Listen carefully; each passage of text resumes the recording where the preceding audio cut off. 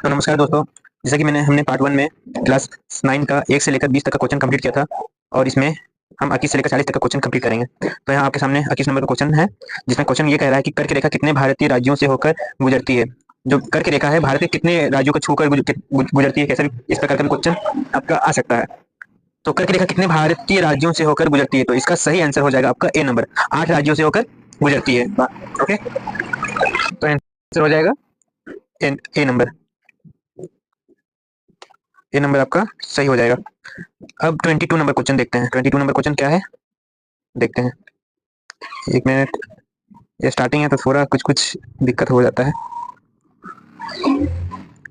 वो डिस्टर्बेंस हो रही है। देखते हैं किस। चलिए 22 नंबर क्वेश्चन पे ध्यान देते हैं। 22 नंबर क्वेश्चन कह रहा है हरित क्रांति, हरित क्रांति का मुख्य उद्देश्य क्या था। हरित क्रांति का मुख्य उद्देश्य क्या था, इसका सही आंसर क्या, ऑप्शन क्या हो जाएगा। 22 का सही ऑप्शन क्या होगा, अगर जानते हैं तो कमेंट कीजिए। 22 नंबर का हरित क्रांति का मुख्य उद्देश्य क्या था। औद्योगिक उत्पाद बढ़ाना, प्रदूषण कम करना, सेवा क्षेत्र का उत्पादन बढ़ाना, कृषि उत्पादन बढ़ाना। तो इसका सही नंबर हो जाएगा 22 का डी नंबर, कृषि उत्पादन बढ़ाना। 22 का आपका हो जाएगा डी नंबर। अब 23 में देखते हैं। तो 23 आपका क्या होगा, देखते हैं 23 क्या कह रहा है। कौन सा मौलिक अधिकार, कौन सा मौलिक अधिकार के समक्ष समानता सुनिश्चित करता है। फिर से क्वेश्चन सुनिएगा। 23 नंबर, कौन सा मौलिक अधिकार कानून के समक्ष समानता सुनिश्चित करता है। तो आपका 23 का ऑप्शन दिया गया है स्वतंत्रता का अधिकार, समानता का अधिकार, धर्म का अधिकार, शिक्षा का अधिकार। तो समानता सुनिश्चित करता है, समानता से समानता का अधिकार याद रखिएगा, जो कि ऑप्शन नंबर बी है। ठीक, अब 24 नंबर क्वेश्चन पे ध्यान देते हैं।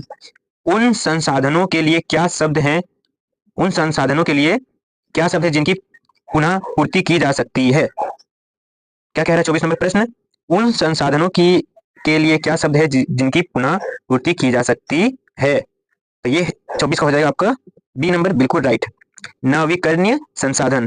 बी नंबर बिल्कुल राइट है, नवीकरणीय संसाधन। अब अगला क्वेश्चन देखते हैं। 25 number, Nazi party, Nazi party का प्रतीक क्या है। जो नाजी पार्टी है, सॉरी, नाजी पार्टी का प्रतीक क्या है। 25 नंबर का आपका हो जाएगा डी नंबर, स्वास्तिक।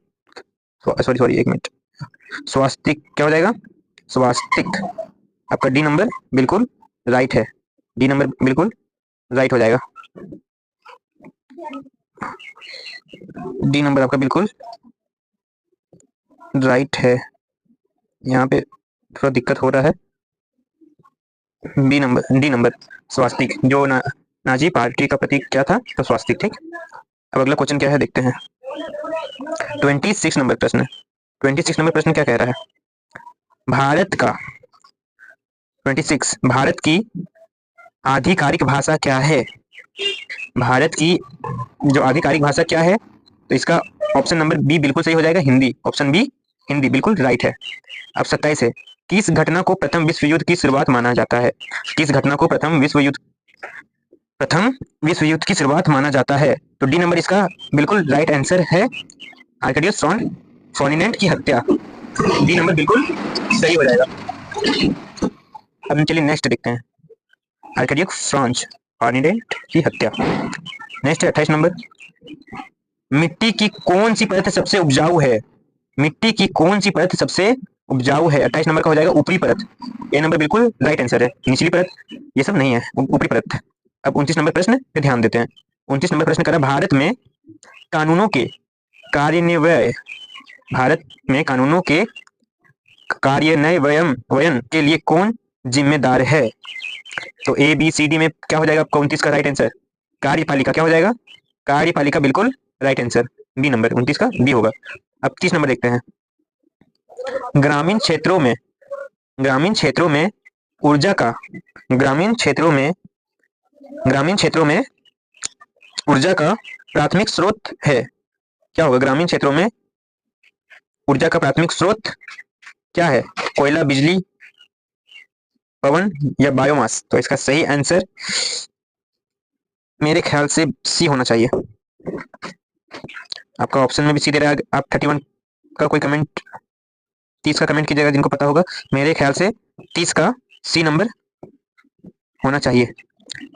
अब चलिए अगला क्वेश्चन को देखते हैं। अगला क्वेश्चन क्या है 31, वॉल स्ट्रीट एक्सचेंज कहाँ है। वॉल स्ट्रीट स्ट्रीट एक्सचेंज कहाँ है? वॉल स्ट्रीट एक्सचेंज कहाँ है?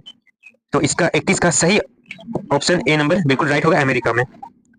चलिए नेक्स्ट आगे बढ़ते हैं। 32 नंबर, संयुक्त राज्य अमेरिका, संयुक्त राज्य अमेरिका, ठीक ना, में श्वेत वासियों द्वारा खेती की कौन सी विधि अपनाई गई थी? कौन सी विधि अपनाई गई थी? तो इसका क्या हो जाएगा? संयुक्त राज्य अमेरिका में जो श्वेत वासियों द्वारा खेती की कौन सी विधि अपनाई गई थी? तो 32 का सी नंबर बिल्कुल राइट होगा, गहन कृषि, बिल्कुल राइट आंसर है। अब 33 में चलिए देखते हैं। गर्मियों में उत्तरी मैदानों में बहने वाली हवा को क्या कहते हैं? गर्मियों के समय उत्तरी मैदानों में जो बहने वाली हवा होती है उसे क्या कहते हैं? गर्मियों के समय में उत्तरी मैदानों में बहने वाली हवा को क्या कहते हैं? तो ए नंबर एक, बी नंबर है, और यहाँ देखते हैं क्या होगा इसका, और सी और डी कहाँ पे है। हाँ, यहाँ को चार ऑप्शन दिख रहा होगा, व्यापारिक हवाएं, काल, बैसाखी, लू, इनमें से कोई नहीं। तो इसका राइट आंसर हो जाएगा आपका, गर्मी में उत्तरी मैदानों में बहने वाली हवा को क्या कहते हैं? इसका राइट हो जाएगा ऑप्शन नंबर बी, लू। चलिए नेक्स्ट क्वेश्चन देखते हैं।